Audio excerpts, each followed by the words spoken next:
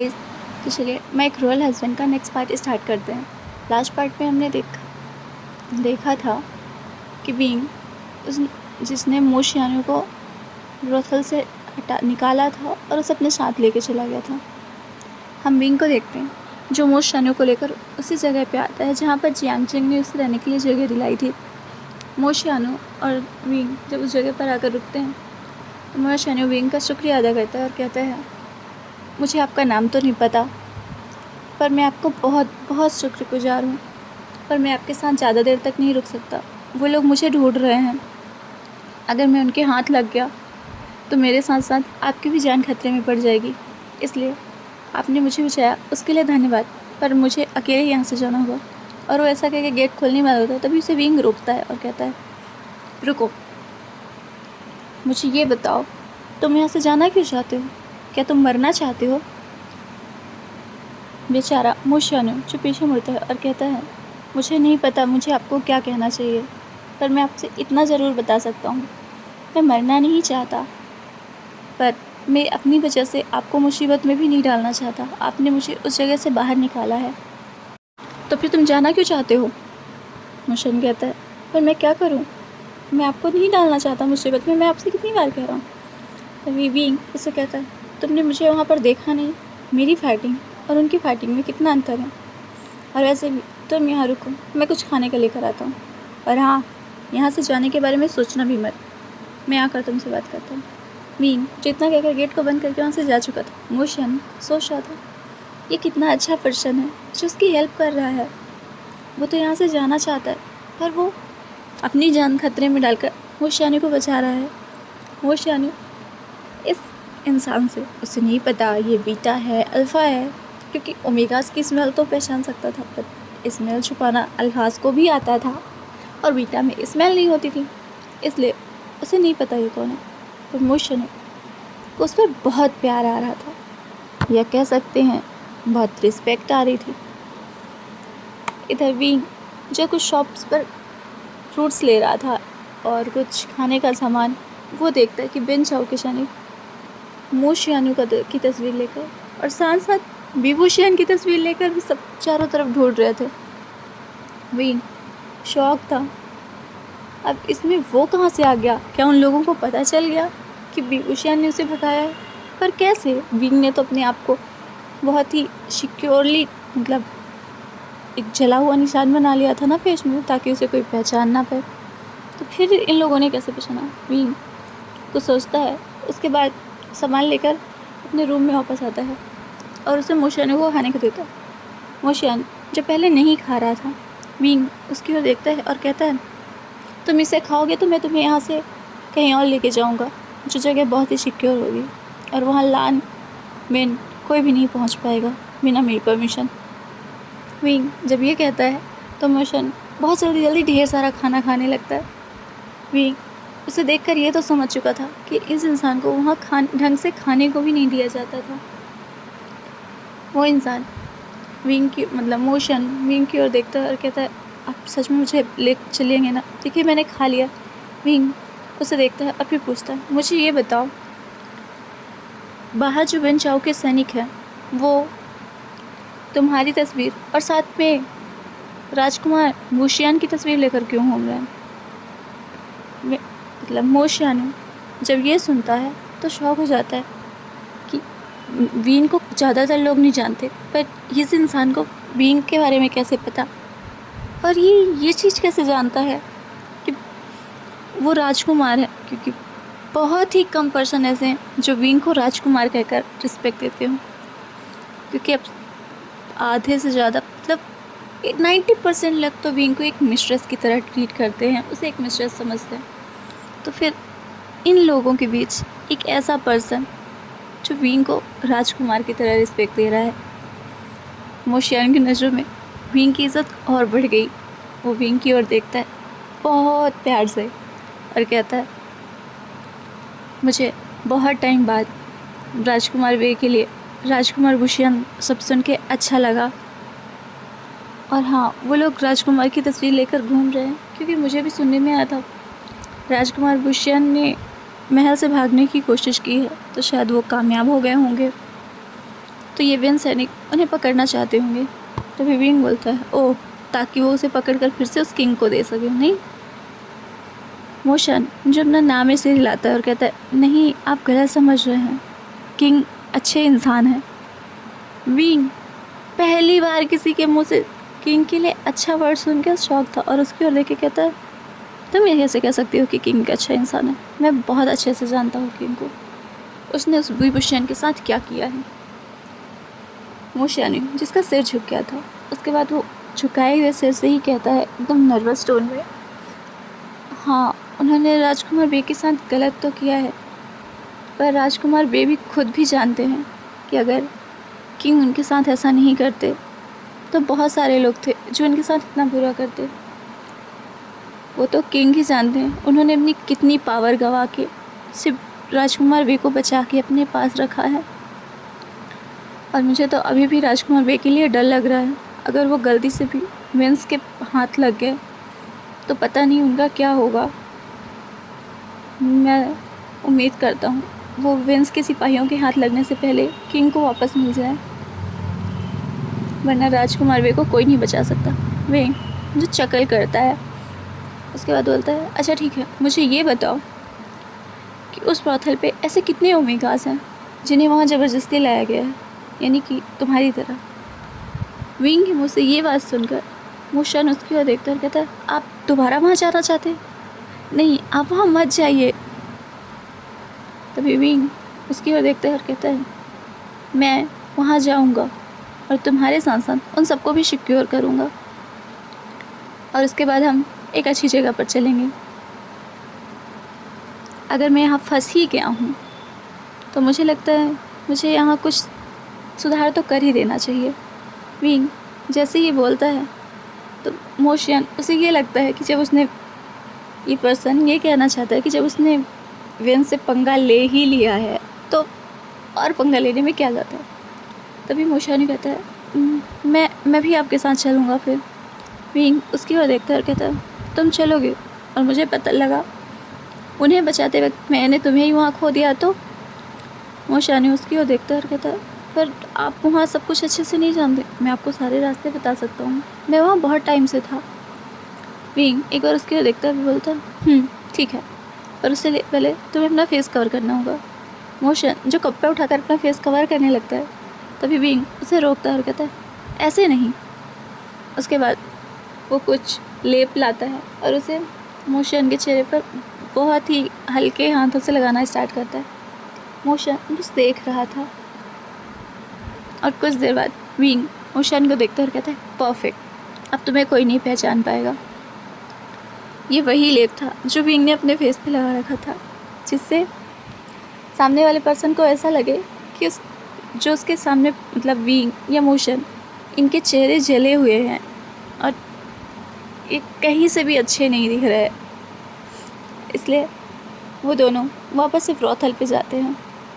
Wing इस बार एक mask लगा लेता है क्योंकि उसे पता है उसकी तो जली हुई स्किन को भी लोगों ने देख लिया है, तो उसे तो पहचान जा सकता है। विंग जो मास्क लगा के ब्रॉथल में जाता है, उसके बाद मोशन वहाँ के उन सारे ओमेगास से बातें करता है और उन सबको विंग से मिलवाता है। कुछ जो भी काम मतलब किसी को सेटिस्फाई करने के लिए गए हुए थे, मोशन उनका वेट ना करने के लिए इनको लेकर जाने को कहता है। विंग कहता है कि नहीं, अगर उसे यहाँ से निकलना है तो सबको निकालना होगा। उसके बाद मोशन को कहता है कि उसी रास्ते से इन्हें लेके जाए जहाँ से वो आए हैं, मतलब छुप कर पीछे के गेट। विंग जो धीरे धीरे सारे जो ओमेगास थे उन्हें वहाँ से निकालना स्टार्ट कर देता है। और इधर जब वो ओमेगास आते हैं जो किसी को सेटिस्फाई करने गए थे, उनकी बहुत बुरी हालत होती है। विंग उन्हें देखता है और उसे यहाँ के अल्फाज पर बहुत गुस्सा आता है। कोई इस तरह से क्रूएल्टी कैसे कर सकता है? आखिर ओमेगास भी ह्यूमन है, उन्हें भी राइट से जीने के, उनके साथ ऐसे मिसबिहेव करना ये तो बहुत ही गलत है। विंग उन सबको वहाँ से निकालता है। पर विंग जो खुद फंस चुका था क्योंकि उन ओमेगास के साथ ही वहाँ के कुछ सैनिकों को पता चल चुका था कि धीरे धीरे ओमेगास गायब हो जा रहे हैं यहाँ से। वो विंग के पास विंग से वापस फाइट करते हैं विंग जो कि इस वक्त मास्क में था, वो उन सबके साथ फाइट करना स्टार्ट कर देता है। विंग जिसे तलवारबाजी भी बहुत अच्छे से आती थी, क्योंकि हाँ उसने यहाँ अपने टाइम पे बहुत अच्छी प्रैक्टिस की थी और वो मार्शल आर्ट में बहुत अच्छा था। पर विन चाओ के सैनिक और भी जो ब्रॉथल के सैनिक थे वो सब मार्शल आर्ट में अच्छे नहीं थे, क्योंकि उस टाइम पर मार्शल आर्ट उतनी अच्छी नहीं थी जितनी विंग के टाइम पर हो गई थी। और विंग ने जो किले बना के रखे थे वो उनसे भी उन लोगों को परवार कर रहा था और धीरे धीरे वहाँ से निकल गया। विंग जब इतना तो जान चुका था कि अब वो उस जगह पर वापस नहीं जा सकता जहाँ पर उसने मतलब मोशन को लेकर गया था, और वो मोशन के साथ उन लोगों को सीधे कहता है कि ईलिंग की तरफ चलो। वो लोग जो सोच नहीं पा रहे थे, ईलिंग तो बेंस का ही इलाका है, फिर ईलिंग में वो कैसे सेफ होंगे। तभी विंग उन्हें कहता है, मैंने कहा ना ईलिंग की तरफ चलो, हम ईलिंग के जंगल की ओर जाएंगे। कई ओमेगास जो विंग पर ट्रस्ट नहीं कर पा रहे थे वो वापस जाने लगते हैं। विंग उन्हें रोकता है और कहता है कि वो उनके साथ चले, वो उन्हें सुरक्षित जगह पर ले जाएगा। विंग सारे ओमेगास को लेकर फिर से उसी कॉटेज में पहुंचता है जो जंगल के बीच था। उन्हें वहाँ पहुँचते पहुँचते आधी रात से भी बहुत ज़्यादा का टाइम हो गया था, मतलब करीबन सुबह होने लगी थी। विंग जब वहाँ पहुँचता है तो वो सारे लोग उस जगह को देखकर शॉक थे। कोई भी अंदाज़ा नहीं लगा सकता था जंगल के बीचों बीच ऐसा महल जैसा घर किसका होगा। कोई सोच भी नहीं सकता यहाँ आने के लिए। विंग उन सबको लेकर उस जगह पे जाता है और कहता है, आज से हम सब यहीं रहेंगे और यही हमारा घर होगा। तुम सबको दोबारा वहाँ जाने की ज़रूरत नहीं है और ना ही तुम सबको वो गलत काम करने की ज़रूरत है। विंग ऐसा कहीं जब वहाँ अंदर जाता है तो देखता है 2 पर्सन जो कि उस जगह पर पहले से ही मौजूद थे। एक पर्सन जिसने पूरी तरह से वाइट ड्रेस पहन के रखे थे। पीछे से देखने पर विंग को एक पल के लिए लगा कि ये लानवांग जी है, पर नहीं, ये लानवांग जी नहीं है, ये तो काफ़ी दुबला पतला है। और तभी वो पर्सन पीछे मुड़ा। वो काफ़ी क्यूट भी है, विंग जैसे देख रहा था। और तभी उसके साथ एक और पर्सन था, वो भी पीछे मुड़ता है। उसने ब्लैक कलर के रोब पहन रखे थे। विंग उन दोनों को देखता है तो वो दोनों विंग को देखते हैं, पर तभी वो पर्सन जिसने वाइट ड्रेस पहन रखे वो विंग को देखते ही दौड़ कर आता है और विंग को गले लगा लेता है और कहता है, राजकुमार भाई आप ठीक हैं? हमें उम्मीद नहीं थी आप बचकर निकल आएंगे। विंग जो शॉक था, उसने अपना फेस कवर कर रखा है, उसके बाद उसने मास्क भी लगा रखा है, उसकी सेंट भी नहीं निकल रही है, रिलीज़ हो रही है, क्योंकि उसने अपने सेंट को ब्लॉक करके रखा है। फिर इस पर्सन ने विंग को कैसे पहचाना? तो चलिए हम जानते हैं सिंचन ने विंग को कैसे पहचाना। हाँ, ये वाइट ड्रेस में जो पर्सन था वो सिंचन था और उसके साथ जो ब्लैक रोब में था वो शॉन्गलैन था, सिंचन का हस्बैंड। एक्चुअली में सिंचन ने विंग को पहचान लिया था उसके कमर पर बंधे हुए उस पट्टे से जो कभी सिंचन ने ही विंग को गिफ्ट किया था, और उसे पता था विंग इसे कभी खुद से दूर नहीं करेगा। इसीलिए सिंचन ने विंग को देखते ही, बस जैसे ही देखा कि उसकी कमर में वही बेल्ट है, उसने तुरंत विंग को पहचान लिया और जाकर उसे गले लगा लिया। विंग ये सुनकर हैरान था और उसे ये लगा कि कहीं ये सारे ओमेगास ये चीज़ सुन तो नहीं लेंगे, क्योंकि वो ओमेगा से थोड़ा सा दूर था। पर वो देखता है कि वो सारे ओमेगास तो अपने में बिजी हैं। शायद किसी ने ये नहीं सुना कि वो विंग है। विंग उसके सिंचन के गले से हटता है और बोलता है, मुझे इस नाम से दोबारा मत बुलाना। मैं नहीं चाहता कि यहाँ कोई भी इस चीज़ को लेकर डर जाए कि किंग की आर्मी मुझे ढूंढते हुए यहाँ आ सकती है। मैं चाहता हूँ ये सब यहाँ आराम से रहें। फिर भी जो ज़ोर से सब लोग को कमांड देता है और उसके बाद कहता है कि वो लोग सभी अभी जाकर आराम करें, वो सुबह सोचेंगे कि यहाँ पर करना क्या है, और सारे लोग सोने के लिए चले जाते हैं। अब हम इधर देखते हैं वांग जी जो पूरे 2 दिन बाद अपने घर आया था, मतलब हमारे मॉडर्न वर्ल्ड में। और वो जैसे ही अपने घर का डोर खोलकर अंदर देखता है तो हॉल वहाँ की लाइट्स ऑफ थी। वांग जी को लगता है सब लोग सो रहे हैं, चलो अच्छा है। वो जल्दी से अपने रूम में चला जाएगा। पर जैसे ही वांगजी एक कदम आगे बढ़ाता है, सारी लाइट्स अपने आप ऑन हो जाती हैं। वांगजी देखता है उसके अंकल जो चेयर पर वहीं पे बैठे हुए हैं। वांगजी अपने अंकल को देखता है और एक ऑकवर्ड सी स्माइल देता है। तभी उसके अंकल वांगजी की ओर वहीं पास पे पड़ा हुआ कुशन उठाकर फेंकते हैं और कहते हैं, लान वांगजी, तुमसे कितनी बार कहा है टाइम से घर आया करो, तुम्हें ज़रा भी शर्म नहीं आती? तुम्हारे अंकल तुम्हें कुछ भी कहते रहे, पर तुम। तभी वांगजी कहता है, अंकल मैंने आपसे कहा था ना, मैं बिजी हूँ, थोड़ा सा मेरा काम बढ़ गया था। तभी उसके अंकल कहते हैं, लान वांगजी, तुम इकलौते नहीं हो जो तुम काम करते हो, हर बार तुम्हारा काम बढ़ जाता है। आखिर तुम्हारे बॉस से कुछ काम आता भी है या नहीं, जो सिर्फ तुम्हें ही काम देता रहता है? और सिंचन, मतलब हमारे सिचन, जो यहीं पर खड़े हुए थे और स्माइल कर रहे थे। तभी लाइन कुरन सिचन की ओर देखते हैं, कहते हैं, सिचन तुमसे बड़ी पोस्ट पर है, उसी कंपनी में है, पर वो हमेशा टाइम से घर आता है, टाइम से जाता है, पर तुम्हारे टाइम का तो कोई हिसाब ही नहीं होता। वांगजी जो सिर झुकाए अपने अंकल की डांट सुन रहा था। तभी उसके अंकल कहते हैं, और तुमने जब से कंपनी ज्वाइन की है कभी छुट्टी नहीं ली, तुम्हें नहीं लगता कि तुम्हें छुट्टियां लेनी चाहिए अब? और तुम शादी कब करना चाहते हो? जैसे ही वांगजी ने ये बात सुनी, उसे आज सुबह की बात आ गई। विंग जो उसके गले लगा था और उसे कह रहा था कि वांगजी उसका हस्बैंड है, और विंग को एक वांगजी न जाने क्यों एक स्माइल कर बैठा। और ये स्माइल वांगजी के लिए बहुत बुरी साबित हुई, क्योंकि उसके अंकल को लगा कि वांगजी उसकी बातों पर स्माइल कर रहा है। वो वांगजी पर और ही ज़्यादा चिल्लाने लगे, वांगजी, सिचन, तुम दोनों कब तक मुझे परेशान करने वाले हो? पहले तुम्हारे माता पिता की वजह से मैं परेशान रहा, उसके बाद मैं तुम दोनों को संभालने लगा। अब तुम क्या चाहते हो? मैं तुम दोनों के बच्चों को ना देखूं? तुम दोनों शादी क्यों नहीं करना चाहते? सिचन जो अंकल के पास आते हैं, कहते हैं, अंकल वांगजी अभी घर आया है, हम उसे रेस्ट करने देते हैं, उसके बाद बात करते हैं। सिचन ये कह तो रहे थे, पर वो बहुत मुस्कुरा रहे थे, क्योंकि उन्हें पता था वांगजी को जब भी शादी के बारे में बोलो वो हमेशा चिढ़ जाता है। चूँकि वांगजी एक ओमेगा भी है, तो सिचन को हमेशा उसे चिढ़ाने का एक मौका मिला रहता है। जब भी वांगजी की शादी की बात होती है तो सिचन उसे हमेशा चिढ़ाते हैं कि वांगजी शादी करके घर छोड़कर चला जाएगा और ये सब कुछ सिचन का रहेगा। और वांगजी जो इस वक्त सिचन की टीचिंग स्माइल का मतलब समझ रहा था, वो अंकल के पास आता है और कहता है, अंकल मुझे थोड़ा सा वक्त दीजिए, मैं देख रहा हूँ ना, देखिए अभी कितना काम है, और आपके इलाज के लिए भी तो पैसे जोड़ने हैं ना हमें। तभी अंकल कुरैन कहते हैं, वांगजी बेटा, मैं तुम पर गुस्सा नहीं करना चाहता, पर तुम मेरे इलाज के लिए पैसे जोड़ना बंद कर दो अब।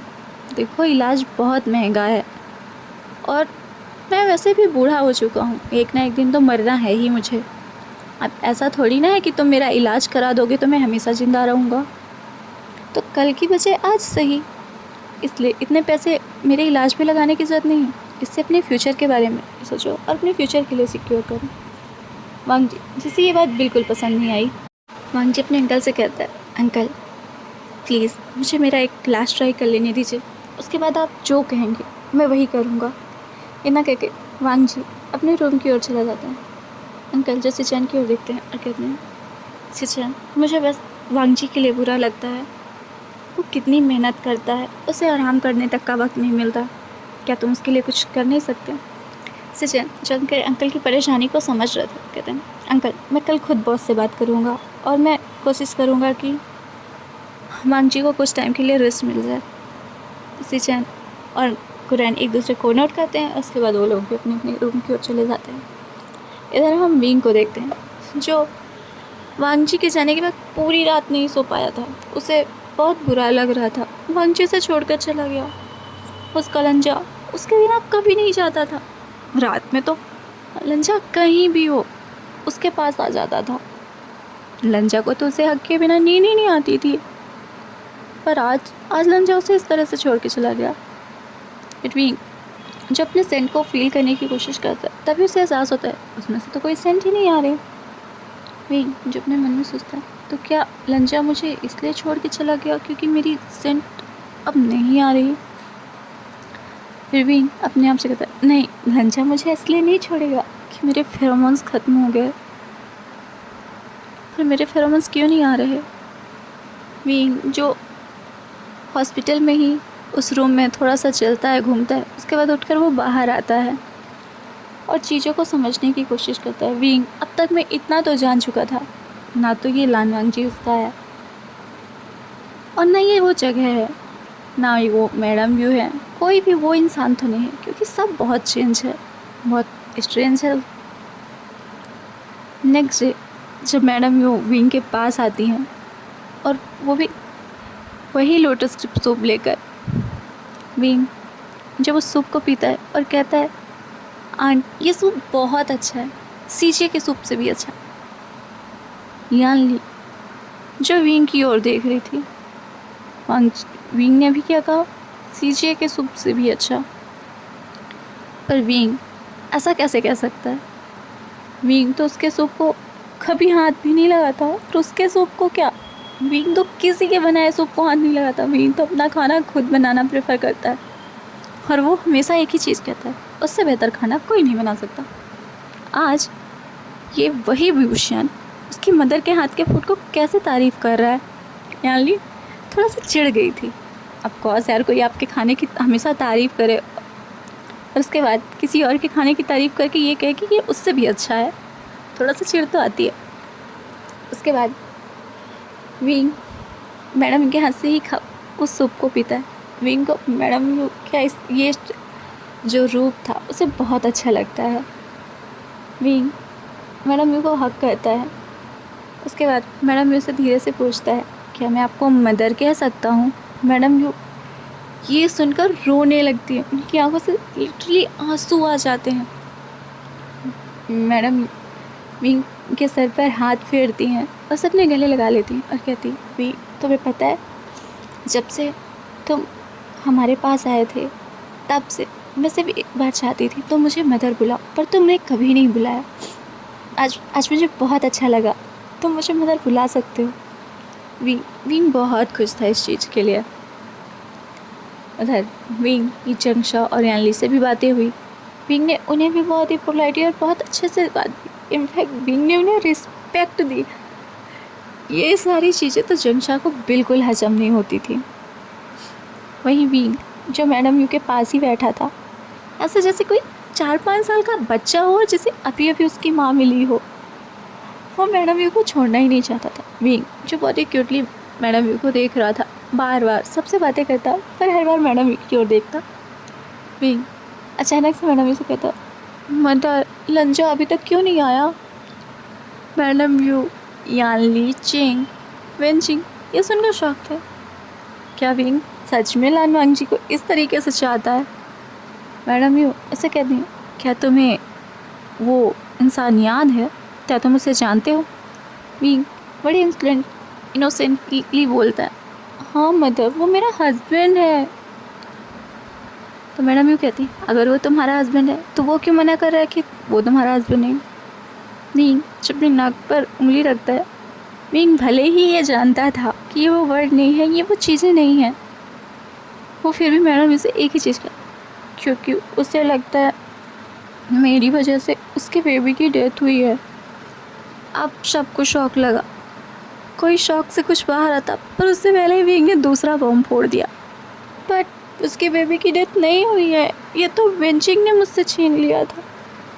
वेनचिंग, हाँ मैंने कब विंग का बेबी छीना? और क्या मेरी क्या किसी की इतनी हिम्मत है जो विंग के करीब चला जाए? ये विभूषण ना पता नहीं अजीब अजीब के नखरे करने लगा है। वेनचिंग जोड़ती है और कहती है, विभूषण मुझे लगता है तुम्हारा दिमाग जल्द ही ठीक हो जाना चाहिए। और ऐसा कहकर वहाँ से चली जाती है। चेंग जिसे हंसी आ रही थी, क्योंकि विंग ने वेनचिंग पर ऐसा इल्ज़ाम ही लगाया था। बच्चा छीनना कोई छोटी बात होती है, वेनचिंग ऐसा कैसे करेगी? चेंग का तो हंस हंस के ही बुरा हाल था। अभी मैडम यू विंग से कहती, विंग और तुम्हें ये कैसे लगता है कि वांगजी का बच्चा था, पर जबकि वांगजी ने तब तक किसी अल्फा के साथ अपना टाइम स्पेंड ही नहीं किया। मुझे वांगजी के बारे में सब पता है। अब विंग शौक था, क्या वांगजी ओमेगा है? और विंग मैडम यू की ओर देखते हुए पूछता, वांगजी ओमेगा है? मैडम यू उसके बालों को रफल करती हैं, कहती हैं, अच्छा बच्चू तुम वांगची के बच्चे को, मतलब तुमने वांगची से साथ सब कुछ किया और उसके बच्चे को भी, उसका बच्चा भी हो गया, और उसके बाद तुम मुझसे ये पूछ रहे हो कि वांगची ओमेगा है। मीन मैडम यू क्यों बोलता मैं, तो मैडम बोलती तो और कौन करेगा। और फिर मैडम यूँ हंसने लगती हैं। उसके बाद मीन के नोज को पिंच करती हैं और बोलती हैं तुम मुझसे सीधे सीधे बोल सकते हो कि तुम्हें वांगची पसंद है। विंग स्माइल करता है और शाई फील करता है। उसके पिंक पिंक चिक्स मैडम यूँ देख पा रही थी। तभी मैडम यूँ कहती है अब इतना शाई भी फील मत करो, पर हाँ अगर लान वांगची से तुम चाहते हो तो मैं इतना कह सकती हूँ कि तुम खुद उसे मनाने की कोशिश करो, क्योंकि मुझे नहीं लगता कि लान वांगची को तुम्हें मैं पैसों के बदले दूँ। वो एक बहुत अच्छा इंसान है और मुझे मेरे विंग की चॉइस बहुत पसंद आई। मैडम यू विंग की ओर ऐसा करते हुए कहती हैं। तो गाइस आज के लिए बस इतना ही।